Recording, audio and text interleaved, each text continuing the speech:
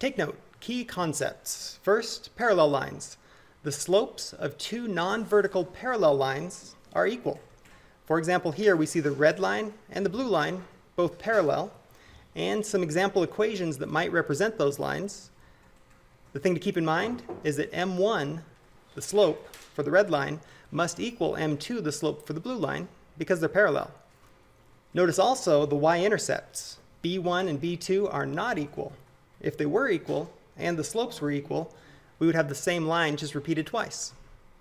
These lines, it's worth noting, are not vertical.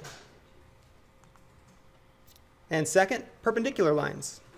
The slopes of perpendicular lines are negative reciprocals of each other.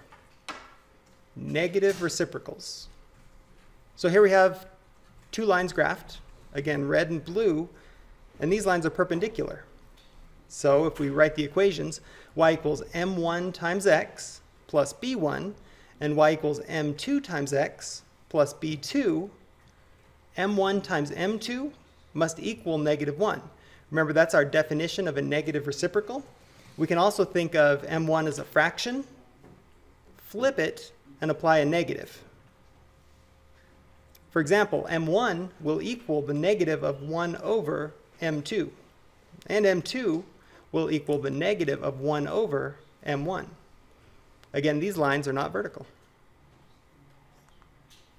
Problem 6. Writing equations of parallel and perpendicular lines. What is the equation of each line in slope-intercept form? Part A. The line parallel to y equals 6x minus 2 that goes through the point 1, -3. First, we'll identify the slope. We'll use point-slope form and rewrite in slope-intercept form. The slope m equals 6, and we know that parallel lines have the same slope. Now to rewrite in point-slope form, y minus y1 equals m times the quantity x minus x1. We'll substitute in values. Our point was 1, -3. Remember, that's a point that our new graph or our new line will intersect. Substitute in 1 for x1, -3 for y1, and write y minus -3 equals 6, our slope from above, times the quantity x minus 1. Then we use the distributive property. 6 times x is 6x. 6 times -1 results in a -6. And simplify, y plus 3 equals 6x minus 6. And finally, rewrite in slope-intercept form. Y equals 6x minus 9. Part B. How about the line perpendicular to y equals -4x plus 2/3 that goes through the point 8, 5? Well, again, the slope, m, will equal the negative of 1 over -4, and that's positive 1/4.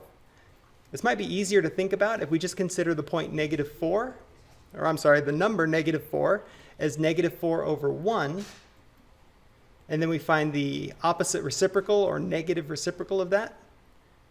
Flip the fraction, apply the negative, and we get positive 1/4.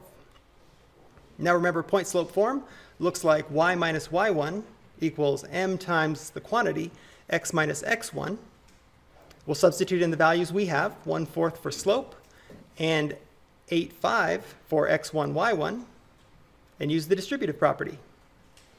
Finally, write in slope-intercept form, and we have y equals 1/4 x plus 3.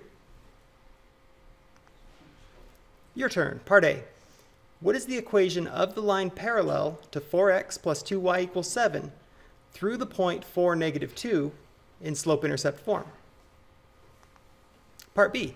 What is the equation of the line perpendicular to y equals 2/3 x minus 1 through the point 0, 6 in slope-intercept form?